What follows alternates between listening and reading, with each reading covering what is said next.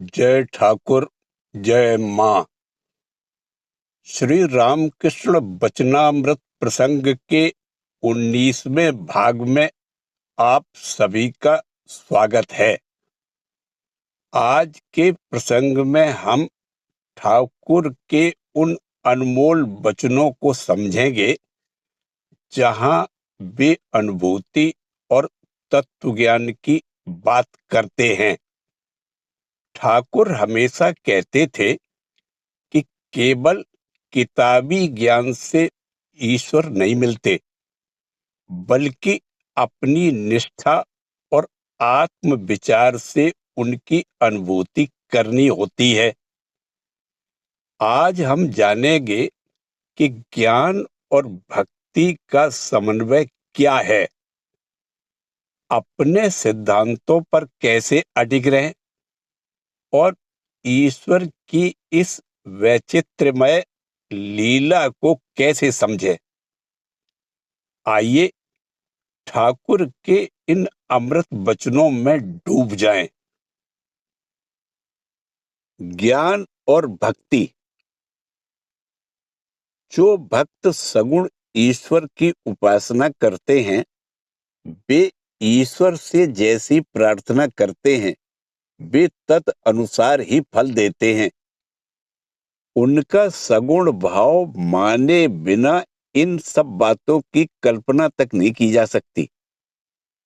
जो निर्गुण हैं, उनके सामने भक्ति, भक्त इत्यादि कुछ भी नहीं रह जाता। इसीलिए ब्राह्म समाज सगुण निराकार ब्रह्म में विश्वास करता है। डॉक्टर सरकार भी इसी भाव के थे, इसीलिए उनमें ज्ञान मिश्र भक्ति थी। उनमें विचार का स्थान है। उन्होंने विशेष रूप से विज्ञान का अध्ययन किया है, अतः उनका वैज्ञानिक दृष्टिकोण है। कुछ जानना हो तो उसे ठोक बजाकर देख लेते हैं। ठाकुर के साथ यहाँ उनके वार्तालाप में यही भाव व्यक्त हो रहा है। भक्ति भाव की हंसी करते हुए वे कहते हैं, ज्ञान होने पर मनुष्य अवाक हो जाता है, आंखें मुद जाती हैं और आंसू बह चलते हैं।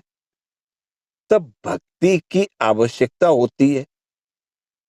ज्ञान में मनुष्य अवाक हो जाता है, क्योंकि तब भगवान की गहनता और अनंत भाव वैचित्र का बोध होता है, अथवा ज्ञान मन बुद्धि को निरस्त कर देता है और ये जहां पहुंचना है वहां पहुंच नहीं पाते। भगवान के स्वरूप का विचार कर अवाक रह जाते हैं। इसके बाद वे हंसते हुए कहते हैं, ज्ञान होने पर मनुष्य अवाक हो जाता है, आंखें मुद जाती हैं और आंसू बह चलते हैं। भक्ति के ये लक्षण उसमें प्रस्फुटित हो उठते हैं। इसीलिए कहते हैं, तब भक्ति की आवश्यकता होती है। अर्थात पहले ज्ञान और उसके बाद भक्ति के लक्षण व्यक्त होते हैं। ठाकुर भी उनके साथ विनोद करते हैं, कहते हैं, भक्ति स्त्री है, इसीलिए अंतःपुर तक उसकी पैठ है। ज्ञान बहिर्द्वार तक ही जा सकता है। बहिर्द्वार से तात्पर्य है जहां तक विचार की सीमा है। ज्ञान वहीं तक जा सकता है। हृदय के अंतःपुर में ज्ञान को नहीं, केवल भक्ति को ही प्रवेश प्राप्त है। विचार को पार करके जहां पहुंचा जाता है, भक्ति वहां अबाध रूप से विचरण करती है। भक्तिवाद में कहा जाता है, भक्त भगवान का आस्वादन कर सकता है, ज्ञानी तो केवल उसके बाह्य आचरण पर ही विचार करता है, उनका रसास्वादन नहीं कर पाता। चैतन्य चरितावली में विनोद करते हुए कहा गया है कि भक्त कोकिला प्रेम रूपी आम्र मुकुल का भक्षण करती है और ज्ञानी काक कटु नीम के फल खाता है जिसके स्वाद में मिठास नहीं है। यह भक्त की दृष्टि से ज्ञानी का उपहास है। फिर ज्ञानी की दृष्टि से भक्त का उपहास भी किया गया है। ठाकुर को हाथ से ताली बजाकर भगवान नाम करते देख तोतापुरी कहते हैं, क्यों रोटी ठोकते हो? क्योंकि तब भी उन्हें उस रस का आस्वादन नहीं मिला था। फिर ज्ञानी का जो महात्म्य है तथा उसके द्वारा भी भगवान का जो आस्वादन किया जाता है, भक्त उसका अनुभव नहीं कर पाते। अनुभव नहीं करने के पीछे भी एक युक्ति है। ज्ञानी कहते हैं, मैं ब्रह्म हूं। जो ब्रह्म है वह भला भगवान का किस प्रकार आस्वादन करेगा? राम प्रसाद के भजन में एक पंक्ति है, मां, मैं चीनी होना नहीं चाहता, चीनी खाना पसंद करता हूं। भक्ति के द्वारा उनका आस्वादन होता है। ज्ञान में ज्ञानी का भगवान के साथ कोई पार्थक्य नहीं रहता। वहां तुम और मैं का भेद नहीं रहता है। आस्वादन के लिए दो का होना आवश्यक है।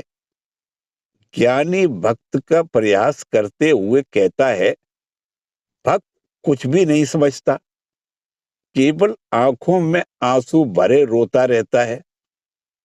स्वामी विवेकानंद जी भी कई बार इसी तरह का प्रयास करते थे, पर उनकी इन दो एक बातों को लेकर उन्हें नहीं समझा जा सकता।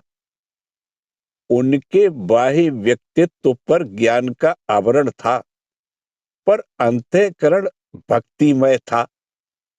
वे स्वयं भी कम नहीं रोए हैं, परंतु हंसी में वे कहते, केवल रोना ही रोना।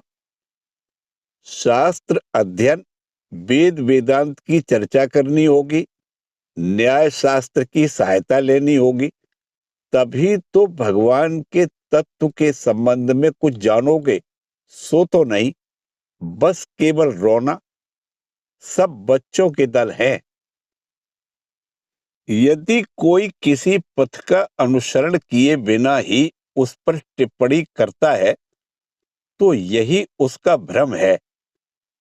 लेकिन यदि कोई ज्ञान के पथ का अनुसरण करने के पश्चात उस पर मत दे तो वह ग्रहणीय होता है।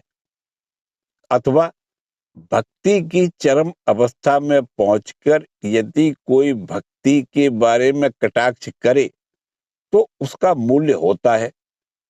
एक दूसरे के मार्ग को जाने बिना ही उस पर मत व्यक्त करना तो केवल मूल्यहीन परिहास में परिणत हो जाता है। ज्ञान भक्ति के संबंध में ठाकुर के परिहास पूर्वक बोलने के बाद डॉक्टर कटाक्ष करते हैं, परंतु अंतःपुर में हर स्त्री को घुसने नहीं दिया जाता। अर्थात भक्ति के अतिरेक में भगवान के संबंध में कोरी कल्पना करके आंखों से आंसू बहाने मात्र से कुछ नहीं होता। विचार करके देखिए, जो लोग इस तरह भक्ति का अतिरेक प्रदर्शित करते, स्वामी जी उनकी हंसी उड़ाते थे। परंतु मूल बात यह है कि हमें जिनकी भक्ति करनी है उनके बारे में यदि हमें कुछ ज्ञान नहीं है तो फिर भक्ति कैसे करेंगे? मैं ज्ञान नहीं चाहता, शुद्ध भक्ति चाहता हूं। ठाकुर कहते हैं, यह कैसी बात है रे? जिसकी भक्ति करेगा उसे जाने बिना कैसे भक्ति करेगा? बात बड़ी ही युक्ति युक्त तथा सहज बोध है। जिनकी भक्ति करनी है उनके बारे में कुछ जाने बिना भक्ति कैसे होगी? अतः उन्हें जानना होगा। भक्ति शास्त्र में कहा है, साध्य साधन तत्व को जानो। इसीलिए भक्ति शास्त्र में स्वाध्याय पाठ और विचार आदि हैं। वस्तुतः हम मनुष्य हैं। विचार बुद्धि की ओर झुकाव हमारा जन्मजात स्वभाव है। भक्त होने पर भी पथ ठीक है या नहीं, यह तो विचार के द्वारा ही निश्चित करना होगा। अंततः ज्ञान का बेड़ा लगाए बिना भक्ति टिक नहीं सकेगी। एक आश्चर्य की बात है कि भक्ति प्रधान बंगाल में न्याय शास्त्र सर्वाधिक उन्नत और प्रभावशाली हुआ है। यद्यपि प्राचीन न्याय का जन्म मिथिला में हुआ था, परंतु नव्य न्याय के रूप में वह नवद्वीप में ही परिपूर्णता को प्राप्त हुआ। उस तर्क जाल की सूक्ष्माति सूक्ष्म गुत्थियों में असाधारण पंडित का भी सिर चकरा जाता है। न्याय शास्त्र के पंडित वेदांती नहीं, भक्त थे। न्याय की सहायता से उन्होंने वेदांत के सिद्धांत का खंडन किया। फिर वेदांतियों ने भी उनका खंडन किया है। इसी प्रकार एक विशाल दर्शन शास्त्र तैयार हो गया है। जो लोग उन सब में अपनी शक्ति बर्बाद न कर तत्व का आस्वादन करना चाहते हों, वे चाहे भक्त हों या ज्ञानी, उन्हें इतना विचार करने की आवश्यकता नहीं। ठाकुर ने कहा है, स्वयं को मारने के लिए एक नहरनी ही काफी है, और दूसरों के साथ युद्ध करना हो तो ढाल तलवार की आवश्यकता होती है। अपने सिद्धांत में निष्ठा। असल में बात यह है कि हमें जिस सिद्धांत का अनुसरण करना है उस पर हमारा दृढ़ विश्वास होना चाहिए। यह विश्वास किसी के लिए तो स्वाभाविक होता है और कोई कोई हजार बार विचार करके भी इस विश्वास को दृढ़ नहीं कर पाता। यह विचार हमारे धार्मिक प्रवृत्ति की गंभीरता के ऊपर निर्भर करता है। मन यदि शुद्ध हो तो तुम ब्रह्म हो, यह गुरु वाक्य सुनते ही तत्काल अनुभव हो जाएगा कि मैं ब्रह्म हूं। विचार करके देखना नहीं पड़ेगा, वरन एक ही बात में ज्ञान हो जाएगा। वेदांतवादी कहते हैं कि भाषा यदि कोई समझता हो तो उसको तुम ब्रह्म हो, यह एक वाक्य सुनकर ही ज्ञान हो जाएगा। यह गुरु वाक्य सहज है, परंतु सहज वाक्य को समझने के लिए हजारों हजार ग्रंथों की रचना हुई है, तथापि अब भी उसकी मीमांसा नहीं हो सकी है। इसका कारण यह है कि विश्वास आसानी से नहीं होता। इसी विश्वास को दृढ़ करने के लिए ज्ञानी अपनी विचार की धारा को और भक्त अपने भक्ति शास्त्र को बढ़ाते चले जा रहे हैं। जो रसास्वादन करना चाहते हैं वे इतने युक्ति विचार के भीतर नहीं जाते। हम इस जगत को प्रत्यक्ष देख रहे हैं, तथापि दार्शनिक कहते हैं कि इस जगत का अस्तित्व नहीं है। तब क्या हम सोचते हैं कि अब क्या होगा, कहाँ रहेंगे? तब तो हम उसकी हंसी उड़ाते हुए कहते हैं कि वह कल्पना की दुनिया में है। ठीक इसी तरह भगवान के अस्तित्व में जो लोग दृढ़ विश्वासी हैं, उनके लिए इतनी युक्तियों की आवश्यकता नहीं है। उन्होंने उनका अनुभव किया है, आस्वादन किया है। अनुभूति और तत्व ज्ञान। इस संबंध में एक बड़ी सुंदर बात है। प्रश्न उठा कि ज्ञानी का लोक व्यवहार कैसे चलता है। जब ज्ञानी के ज्ञान द्वारा संसार का लय हो जाता है, उसके बाद उसका व्यवहार कैसे चलेगा। अद्वैतवादियों ने इस विषय में अनेक ग्रंथ लिखे हैं, तो भी विषय को समझाया नहीं जा सका है। शंकराचार्य कहते हैं,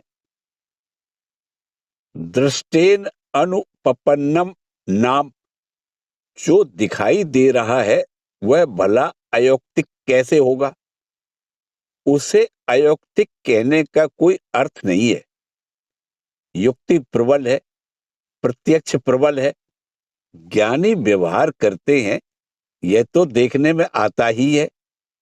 अतः उसका व्यवहार संभव है या नहीं, ऐसा कोई प्रश्न ही नहीं उठता। प्रत्यक्ष ही असल आधार है, विचार उसी पर प्रतिष्ठित है। इसी प्रकार ज्ञान अथवा भक्ति चाहे जिस भी माध्यम से जिन्होंने भगवान का आस्वादन अथवा अनुभव किया है, उन्हें फिर युक्ति की सहायता से उस अनुभूति को प्रतिष्ठित करने की आवश्यकता नहीं रह जाती। वे तो इस संबंध में संशयहीन हो जाते हैं। किंतु जिनमें संदेह है, जो प्रतिष्ठित नहीं है, उनके लिए युक्ति की सार्थकता है। वस्तुतः पथिकों के लिए युक्ति की उपयोगिता है, परंतु जो लक्ष्य तक पहुंच गए हैं, वे चाहे ज्ञानी हो या भक्त, उन्हें फिर युक्ति की आवश्यकता नहीं होती। उत्तरी भारत के एक ज्ञानी सन्यासी के बारे में मैंने सुना है कि शास्त्र चर्चा के समय जब वे सर्व खलविदम ब्रह्म कहते, तो विभोर होकर कहते थे, यह सब भरा हुआ है। कहते समय उनके पूरे मुखमंडल पर मानो एक ज्योति फैल जाती थी। ऐसी होती है अनुभव की शक्ति। किसी को प्रत्यक्ष अनुभव होने पर ही वह इस प्रकार कह सकेगा। भक्ति के संबंध में भी यही बात है। तोतापुरी जी को भक्ति का अनुभव नहीं हुआ था, इसलिए उन्होंने कहा, क्यों रोटी ठोकते हो। ठाकुर यह सोचकर हंसते हैं कि तोतापुरी को इस भक्ति के विषय में अनुभव नहीं है, इसीलिए वे इसे समझ नहीं पा रहे हैं। ठाकुर ज्ञान में प्रतिष्ठित हो चुके हैं और उन्होंने भक्ति के सार का भी आस्वादन किया है। दोनों ही उनके समक्ष सुस्पष्ट हैं, इसीलिए वे इतने बड़े ज्ञानी तोतापुरी की अपूर्णता देखकर हंस रहे हैं। हमें उस गिरगिट की बात याद रखनी होगी। भगवान के भी अनेक रूप हैं। जो उस वृक्ष के नीचे रहता है, वही जानता है कि यह भी वही है, वह भी वही है, और भी न जाने कितना कुछ है। ठाकुर कहते हैं, वे साकार भी हैं, निराकार भी, और उसके परे भी हैं। यह सब वे क्यों कहते हैं। साकार निराकार आदि सब हम लोगों के युक्ति विचार में शब्दों का प्रयोग मात्र है। भगवान के संबंध में हम जिन शब्दों का प्रयोग करते हैं, उन्हें हम बुद्धि के द्वारा समझकर करते हैं। हमारी बुद्धि भगवान के पूर्ण स्वरूप को नहीं समझा सकती। ठाकुर की भाषा में कहें तो जैसे एक छोटा बालक घर में ताई चाची के झगड़े में उन्हें भगवान की कसम कहते सुन लेता है, इसलिए वह भी कहता है, भगवान की कसम। परंतु भगवान क्या है वह नहीं जानता। कोई अनुभव नहीं है उसके पास।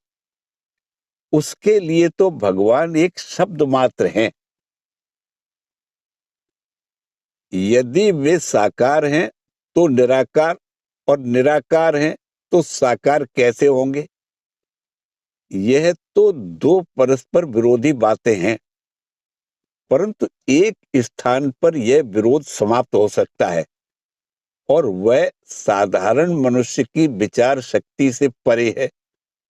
हमारी बुद्धि जहां तक जाती है वहीं तक उसे ले जाया जा सकता है, और उसकी भी बिल्कुल ही सार्थकता न हो, ऐसी बात नहीं। ठाकुर कहते हैं कि जो भगवान के स्वरूप अथवा तत्व को नहीं भी जानता हो, परंतु यदि उसमें भक्ति हो तो विचार बुद्धि के बिना भी भक्ति की सहायता से वह तत्व का अनुभव कर सकता है। गीता पाठ सुनकर एक व्यक्ति को आंसू बहाकर रोते हुए देख श्री चैतन्य महाप्रभु ने पूछा था, तुम क्यों रो रहे हो? वह बोला, मैं कुछ समझ तो नहीं पाता, केवल देखता हूं कि भगवान रथ पर बैठे अर्जुन को उपदेश दे रहे हैं, इसीलिए रो रहा हूं।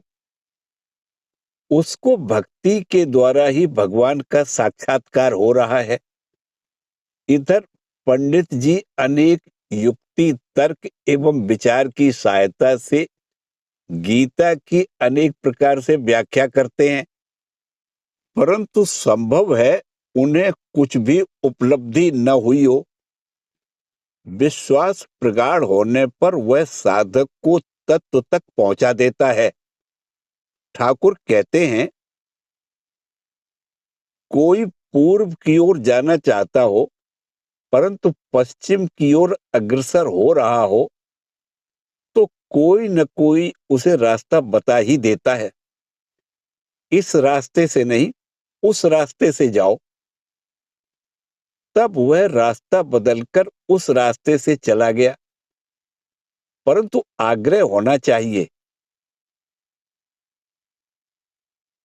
मनुष्य यदि तत्वान्वेषी हो तो भूल भ्रांति होने पर भी वह धीरे धीरे गंतव्य तक पहुंच ही जाता है। और ऐसा भी नहीं है कि विचार करने से भूल नहीं होती। विचार होता है, क्या नहीं है, न कि क्या है, इस रूप में। विचार इस प्रकार करते हैं मानो वह शुद्ध न हो, तत्व को जानने के लिए न हो। विचार तत्व तक पहुंचने में सहायता करता है, परंतु उस पर पूरी तौर से निर्भर नहीं किया जा सकता। ठाकुर कहते हैं कि एक व्यक्ति गलत रास्ते पर चला गया था, बोध होने पर वह सही रास्ते पर गया। इस पर डॉक्टर सरकार कहते हैं, वह भूल तो गया था। उत्तर में श्री रामकृष्ण देव कहते हैं, हाँ, ऐसा जरूर हो जाता है, पर अंत में वह पाता भी है। पहले ही वे कह चुके हैं कि ज्ञानी भी रास्ता भूल जाता है, अतः यह प्रश्न ही अनुचित है। तथापि एक बात ठाकुर ने कही है, भक्त होना पर बुद्धू क्यों होना? भक्त होते ही विचार बुद्धि को विसर्जित कर देना होगा, ऐसी कोई बात नहीं। आत्म विचार, आंखें मूंदकर या माला फेरकर हम सोचते हैं कि भगवान की ओर जा रहे हैं, परंतु जा रहे हैं या नहीं, क्या इसे स्पष्ट रूप से देखते हैं? ठाकुर कहते हैं, धान कूटते समय बीच बीच में उठाकर देखते हैं कि कूटना ठीक हो रहा है या नहीं। साधना पथ में भी आत्मविश्लेषण की आवश्यकता है। बीच बीच में देखना होगा कि मैं ठीक कर रहा हूं या नहीं। यदि केवल यही कहा जाए किए जाओ, किए जाओ, तो यह युक्ति संगत नहीं। भगवान की प्राप्ति के विषय में कुछ धारणा रहनी चाहिए। उसी के अनुसार बीच बीच में विचार करके देखना होगा कि आगे बढ़ रहा हूं या नहीं। आगे बढ़ने पर लक्ष्य क्रमशः निकटतर होता जाएगा। गोपियां श्री कृष्ण की खोज कर रही हैं। एक कहती है, निश्चय ही वे इस रास्ते से गए हैं, क्योंकि मैं उनके देह की सुगंध पा रही हूं। यही जो देह की सुगंध पाना, कृष्ण गंध पाना, लक्ष्य की ओर अग्रसर होना है। स्वयं विश्लेषण किए बिना कोई यह समझ नहीं सकता कि वह ठीक ठीक आगे बढ़ रहा है या नहीं। विचार की सार्थकता यही है। विवेक वैराग्य रहने पर विचार वस्तु निर्णय में समर्थ होगा, अन्यथा उस विचार का कोई मूल्य नहीं। ठाकुर कहते हैं, बड़े बड़े पंडितों में यदि देखता हूं कि विवेक वैराग्य नहीं है, तो वे घास पतवार जैसे जान पड़ते हैं। ईश्वर वैचित्र्यमय हैं। ठाकुर डॉक्टर सरकार से कहते हैं,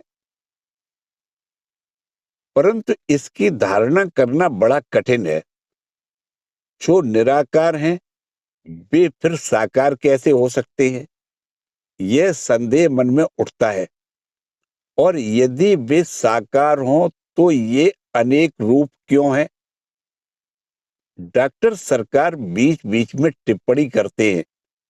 उनमें से जो सार गर्भित होता है, ठाकुर उस पर कुछ चर्चा करते हैं, बाकी छोड़ते जा रहे हैं। उपसंहार के रूप में ठाकुर कहते हैं, ईश्वर को प्राप्त किए बिना ये सब बातें समझ में नहीं आती। साधक को वे अनेक भावों और अनेक रूपों में दर्शन देते हैं। ठाकुर ने नाद में भरे रंग की बड़ी सुंदर उपमा दी है। एक व्यक्ति के पास एक बर्तन भर रंग था। जिसे जो भी रंग चाहिए, वह उस एक ही नाद में डुबोकर उसका कपड़ा उस रंग में रंग देता था। अर्थात भगवान अपने भक्तों पर अनेक रूपों में कृपा करते हैं। जो जिस रूप में चाहे, कोई अरूप चाहे तो वह भी उसे देते हैं। उनका यह वैचित्र बुद्धि के द्वारा नहीं समझा जा सकता।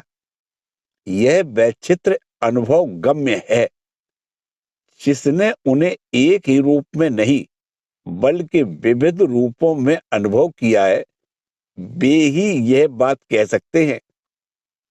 ठाकुर ने गिरगिट का दृष्टांत देकर समझाया कि भगवान के सर्व रूपों का अनुभव न होने पर वह अपूर्ण रह जाता है। तोतापुरी के बारे में वे कहते, उन्हें ब्रह्मानुभूति हुई है, निर्विकल्प समाधि तक हुई है, परंतु भक्तों के आस्वाद्य भगवान के विभिन्न रूपों के संबंध में वे बिल्कुल अज्ञ थे। ठाकुर के सानिध्य में आने पर उनकी यह अपूर्णता दूर हुई। यह अपूर्णता भक्त, ज्ञानी, निरपेक्ष और स्वाभाविक है। भक्त कहते हैं कि ज्ञानी की दृष्टि से भगवान में वैचित्र नहीं है, क्योंकि वे दूर से इन्हें देखते हैं। चैतन्य चरितामृत में है, दूर से सूर्य का गोला जैसा दिखाई देता है, परंतु सूर्य लोक के वासी उसमें विविध प्रकार की वस्तुएं देखते हैं। ज्ञानी भी कहते हैं कि ज्ञानी की दृष्टि अपूर्ण है। मनुष्य की बुद्धि की अपूर्णता के कारण ही भूल होती है। ठाकुर कहते हैं कि तुम यदि किसी एक ही रूप का आस्वादन करके संतुष्ट हो, तो तुम्हारे लिए वही यथेष्ट है। परंतु दूसरों के सिद्धांत पर टीका टिप्पणी करने के पहले उसे परख लेने की आवश्यकता है। वे बारंबार कहते हैं, अपने मत के प्रति निष्ठावान रहो और दूसरों के मत के प्रति श्रद्धावान बनो। नहीं तो फिर अपनी अज्ञता स्वीकार कर लो।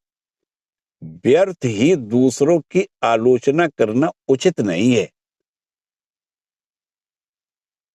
जय ठाकुर, जय मां।